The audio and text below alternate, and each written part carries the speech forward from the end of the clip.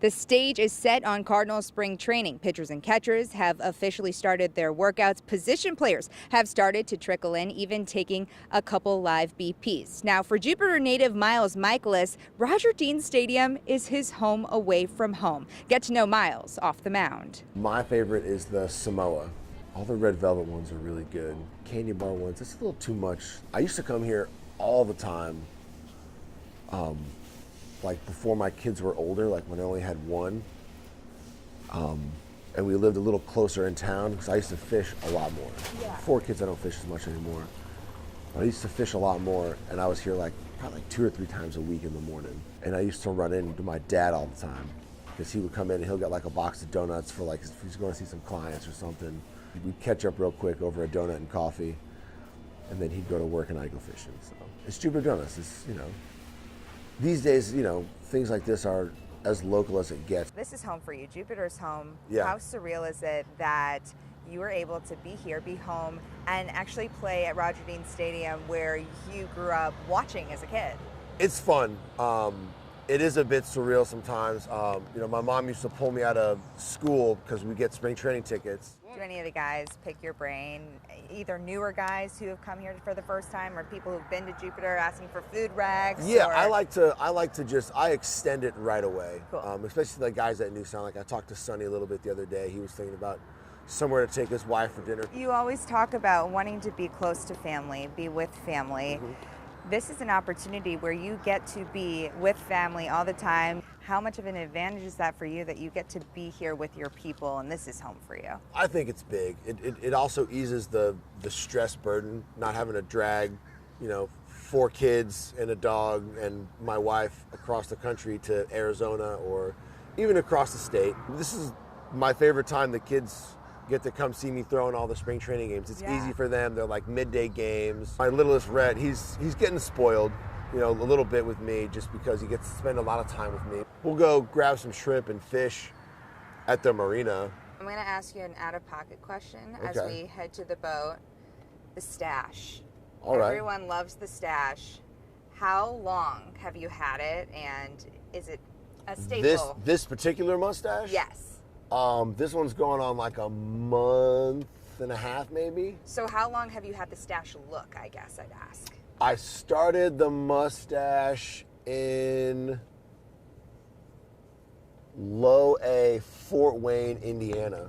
Really? Yeah. Okay. And I would do it there. I had it for a while. I think we did them as like a joke, maybe. And then I even used to use like a little bit of Just for Men's, like the dark brown, to make it a little darker. My mustache, it wants to grow down. It doesn't want to curl up, and you got to grow it out really long for it to do the Raleigh fingers. Curl. Yeah, and I just don't ever, you know, I like a nice, neat mustache. And then when the season's over, you know, I shave it off. Really? Okay, yeah. So this is just a season look. Yes. So which one's yours? That's my boat right there, the Snapdragon. That little dragon with the baseball on it. I'd rather be fishing than going to the field today.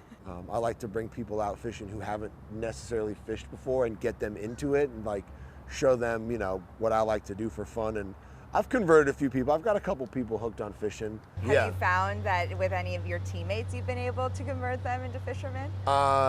Yeah, you know, Kisner almost bought a boat. I'm excited to get this new group in. So hopefully next winter, some guys will come down early and maybe we'll get a chance to fish a little bit or maybe they'll live down here because Paul DeYoung had bought a house down here too. So he was here in the winter, so he's fished out here. A lot of former players, guys that aren't on the Cardinals anymore, still live down here. Cool. And I fish with them. I fished with the one and only Rick Ankiel on my boat. And it's fun to bring him on the boat because he's fished a lot more than me. So he's on, you know, I'm like, hey, come fishing with me. And then I'm asking him all the questions. I'm like, so do you like this spot? Like I'm always trying to, guys are real secretive about their fishing spots sometimes. So I'll like have a spot and I'll be like, hey Rick, let's go fish over here. Like, do you like this spot? It's a good spot. Where do you want to fish? And he's like, oh, you know, and Rick's, I was like, hey man, we'll fish wherever you want to fish. And I'm like, all right, well, I want to fish where the fish are. I don't get to fish as much as I want because no one gets to fish as much as they want.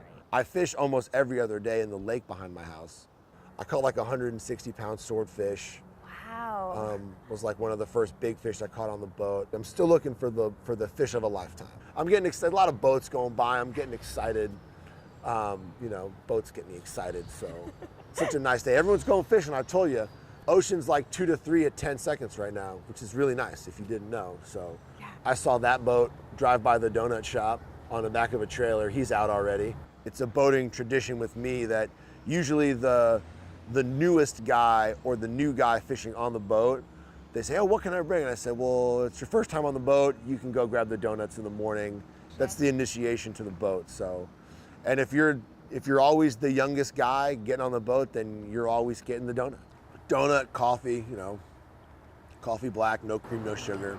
I may come back later today and try to sneak out on the boat if I can get out of the field early. Yeah. When I think about fishing in Jupiter, like the most fun thing to do is to leave Jupiter and go to the Bahamas. Because the fishing is so much, as good as it can be here, it's even better in the Bahamas. Sometimes it's like they're jumping into the boat. 6 or 7 guys, you get the beanbag chairs on there, like a couple boxes of, Uncrustables and a case of beer, and you just go over there and you're just fishing all day, eating junk. And I heard that you, in some places, are called the Lizard King. Okay. And I need to hear the story behind that because I think it has to do with a live lizard. We were out in the Arizona Fall League, and I caught a lizard in the bullpen because I'm quick like a cat. So I was the guy to catch it. I caught it. So my original thought was, what can we do with the lizard to make it fun? Does anyone want to eat the lizard? We'll make it fun. And it circles back around to me, and then the bidding starts going up, and then like, come on, Miles, like you could do this. Like, you got it. So there was a little bit of peer pressure, and when you're a minor leaguer and you need to, pay your clubhouse dues, and an extra couple $100 goes a long way. It's just a little lizard, so I scarfed it down and ended up with a scoreless 8th. Just it all worked out. Some guys eat beef jerky during the game, like a little protein snack, but sometimes you run out. You are that charismatic clubhouse leader in the terms of, yes, you are a vocal leader, but you also lead by example, and you lead by throwing around a Frisbee and just getting guys together. How important is it to build those relationships, because that's what you're king of?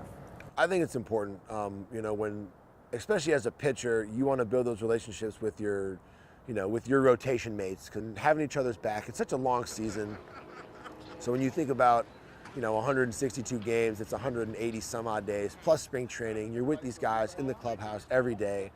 If you don't have a good relationship and you're not joking around and you're not, poking the bear a little bit, getting on guys for stuff, and sometimes that's the best way to get on a guy for something that might not keep each other accountable. That might not be great. Yeah, that's a good way to keep each other accountable. You start spring training day 1. The end goal is to be the last team on the field. You want to be the last man standing. You want to win the World Series. You want to finish the season covered in confetti.